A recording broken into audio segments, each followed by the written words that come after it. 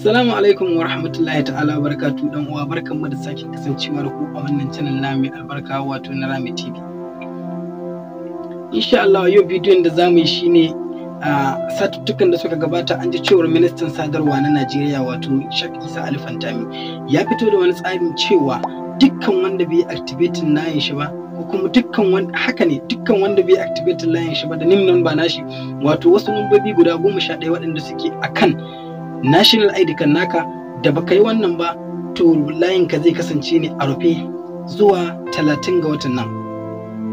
Wannan magana da minista yayi ta jawo cece-kuce a tsakankanin mutane yayin da wasu ke kallon ta daban wasu kuma suka fahimci abin da minista yake nufi. Wasu suna kallon ta ta fuskar cewa an tauye jama'a ne kawai yayin da wasu kuma suka fahimci abin ta yadda ministan yayi magana akai. Yayin da wasu suke kallon cewar matakar dai aka daure aka yi haƙuri aka yi amfani da abin da minista ya yi magana a kai to wannan zai jawo raguwar ta'addanci da ake ta fama da shi, wanda wannan abin ana aiki ne da sim. Dukkan wani kidnapping da za a yi ko harka ta banditry a cimma mutane kawai babu gaira babu dalili a kashe su ana amfani da layi ne. Boko Haram ma da suke addaba al'umma suna ta kashe mutane babu gaira babu dalili su ma suna amfani da layuka ne. Waɗannan layukan da ake sai suwa barkatai babu rijista ba wani abu ko kuma kawai wani zai ɗauki layi sama da 100 ya masa rijista a karan kanshi yana sayarwa. Kun ga duk wani layi da aka yi amfani da shi aka kamo wannan mai rijistar ba wanda ainihin shi ne wanda ya aikata wannan abun ba. Yayin da minista ya ƙara da cewa babu wani aiki da zai yi wanda zai taimaki nan Najeriya ga samun tsira akan wannan ta'addanci da ake fama da shi sai ta wannan hanyar. Yayin da yake neman goyon baya ga 'yan Najeriya da su yi kokari su aiwatar da wannan abu da aka sa su aiwatar. Bugu da ƙari su ma karan kansu kamfanonukan na layukan sun yi kokari domin ganin cewa sun cika wannan buri na wannan ministan, ko kuma in ce sun cika buri na 'yan Najeriya, saboda duk wani ɗan Najeriya ɗan kishin ƙasa yana da buƙata da wannan abun da aka fito da shi. Sai dai kash wasu da dama daga cikinmu ba su da wannan national ID card. To har yanzu dai ba mu tabbatar da cewa ko kuma ba mu ji wani tsari suka fito da shi ba cewa ko baka da national ID card matukar dai kana da wani kati wanda zai iya bayyana dukkanin bayananka.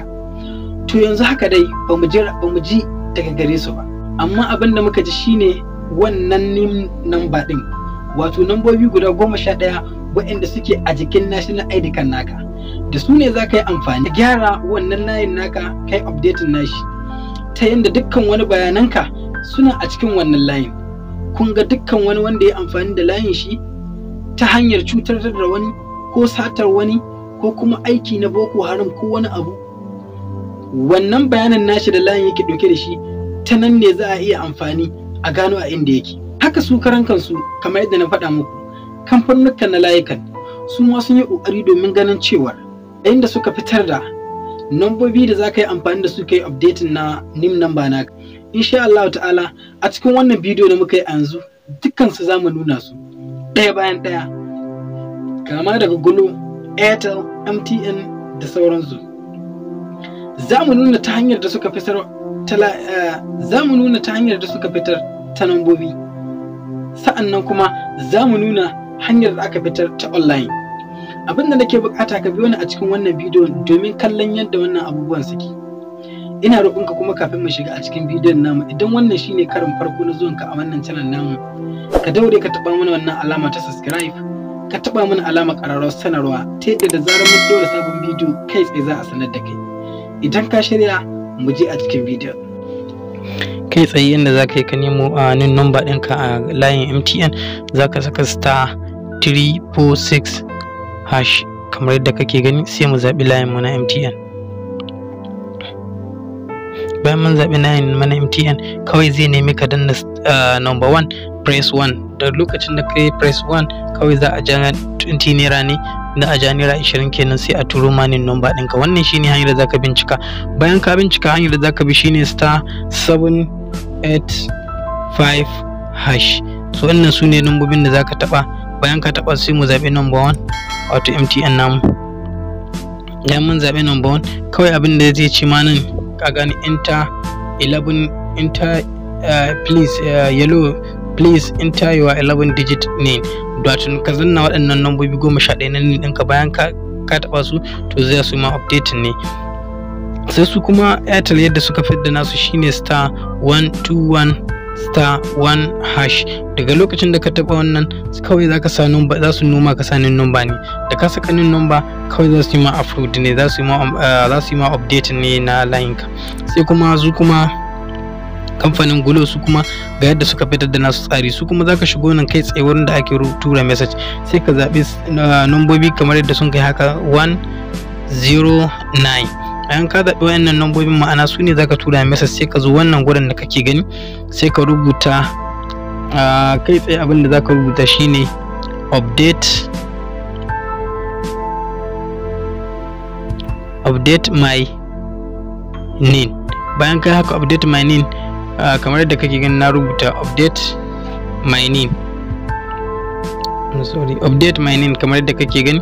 To abu na gaba da zaka yi shine zaka zo wannan gurin kamar sai ka sa nin naka bayan ka bada space, ma'ana kamar yanzu a ce wannan su ne nin dina 1 2 3 4 5 6 7 8 9 10 11, naman number 11 ne kamar yadda kake gani. Kamar haka sai ka bada space, sai kamar ka sa Saifullahi Yusuf, kuma ka kiyaye layin da ka yi buɗe da shi za ka yi amfani. Kamar yadda kake gani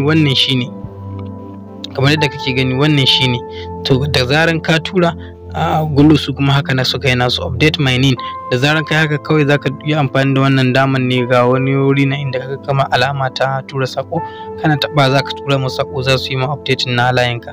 Wannan a takaice kenan dan uwa. Alhamdulillah dan uwana, ina fatar dai cewa yanzu ka gamsu da wannan abin da aka fito da shi, ka kuma iya activating ne yadda zaka yi kai activating din layinka. Kuma ina fatar cewa ka yi kokari kai activating kafin 30 ga wata, wanda daga 30 ga wata ne dukkan wanda bai activating ba kawai za a kulle masa layi ne kai tsaye. Ina roƙonka idan wannan bidiyo namu ya burge ka, ka daure ka taba mai alamar liking, saboda bidiyon ya yaɗu al'umma da dama na sassa daban-daban su ga wannan bidiyon su amfana. Ka kuma yi sharing ga 'yan uwanka da suke WhatsApp, Facebook da duk wani chatting da kake yi. Nagode, ni ne naku har kullum Saifullahi Yusuf Usman, sai wani karon.